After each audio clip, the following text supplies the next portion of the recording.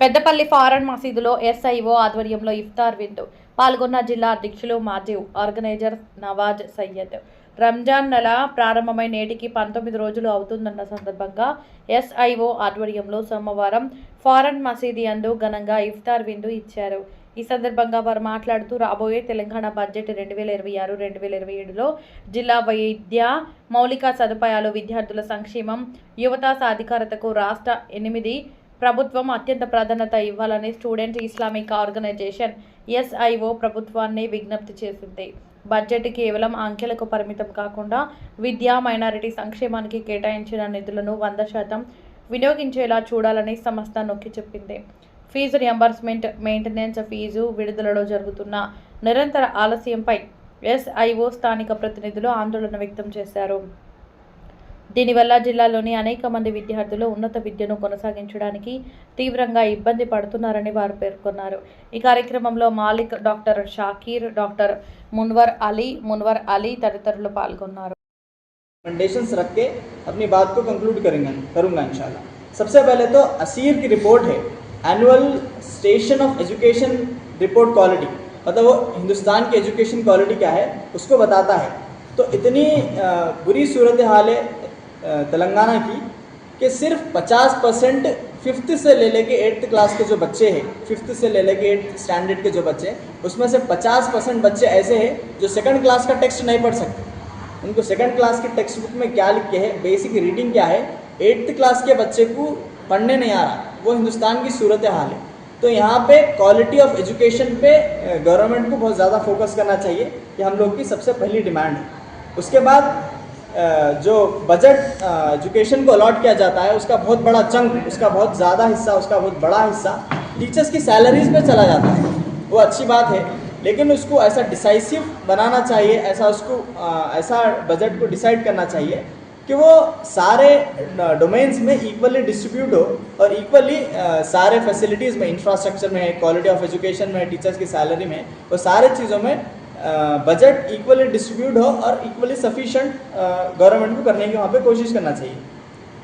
Teachers training programmes को government को launch करना चाहिए ताकि टीचर्स की जो ट्रेनिंग है वो काबिल टीचर्स हिंदुस्तान में तैयार हो और वो काबिल तेलंगाना में तैयार हो और वो एबल टीचर्स, वो काबिल टीचर्स, वो टीचर्स ट्रेनिंग के ज़रिए से बच्चों को पढ़ा सके। उसके बाद एक क्लॉज है 12 क्लॉज 1C, जिसमें 25% रिजर्वेशन जो है वो बैकवर्ड स्टूडेंट्स के लिए रिजर्व करती है स्टेट गवर्नमेंट। 25% बैकवर्ड स्टूडेंट्स के लिए रिजर्व करती है, लेकिन वो कई सालों से रहने के बावजूद भी वो इम्प्लीमेंट नहीं हो पा रहा है। इसके नतीजे की वजह से, इसके रीज़न से बहुत सारे पिछड़े जो तबके के जो लोग हैं, जो बच्चे हैं, वो क्वालिटी ऑफ एजुकेशन को हासिल नहीं कर पा रहे। तो जो 25% रिजर्व जो सीट्स है उसके ऊपर गवर्नमेंट को एक्शन ले लेके वो सीट्स को बच्चों को अलॉट करने की और वो सीट्स को फुलफिल करने की गवर्नमेंट को कोशिश करनी चाहिए। अगर 25% पे अगर सीट फिल हो जा रहे हैं तो 90,000 से ज़्यादा बच्चों को एजुकेशन मिल जा रहा, क्वालिटी एजुकेशन मिल जा रहा।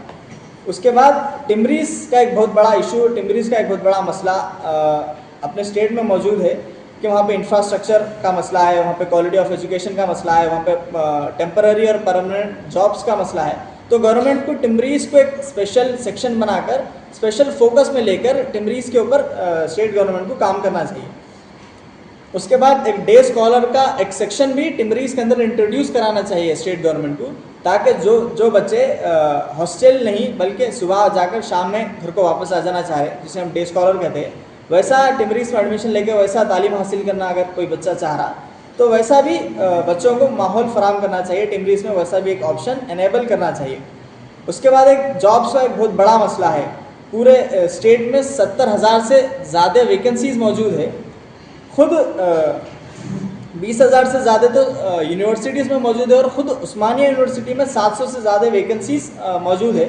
उसको स्टेट गवर्नमेंट को फुलफिल करने की कोशिश करना चाहिए। अलग अलग जो एग्ज़ाम्स है, DSC एग्ज़ाम्स है या जो भी गवर्नमेंट एग्ज़ाम्स है, उसका इस्तेमाल करते हुए, उसको कंडक्ट करते हुए वो जॉब्स को फुलफिल करने की कोशिश करना चाहिए। उसके बाद स्कॉलरशिप का एक बहुत बड़ा मसला है। अल्हम्दुलिल्लाह SIO तेलंगाना का उसमें बहुत बड़ा कंट्रीब्यूशन रहा। हम लोगों ने मल्टीपल PIL फाइल्स किए, उसके मल्टीपल सेशंस हुए, स्टेट गवर्नमेंट ने कुछ बजट को रिलीज़ भी किया। उसके बावजूद भी स्टेट गवर्नमेंट को स्कॉलरशिप के ऊपर अच्छा तवज्जो देकर बच्चों के जो भी पेंडिंग स्कॉलरशिप है उसको रिलीज़ करके सर्टिफिकेट्स को रिलीज़ करना चाहिए। यही कुछ डिमांड्स थे 7 से 8। इसके अलावा भी बहुत सारे डिमांड्स आपको जो एजुकेशन बजट रिकमेंडेशन की जो किताब है, जो किताबचा है, उसमें आपको मिल जाएंगे। इंशाल्लाह मैं आपको किताब आप तक पहुंचा दूंगा। जज़ाकल्लाह खैर। अस्सलाम वालेकुम। मेरा नाम सैयद इमाद सैयद।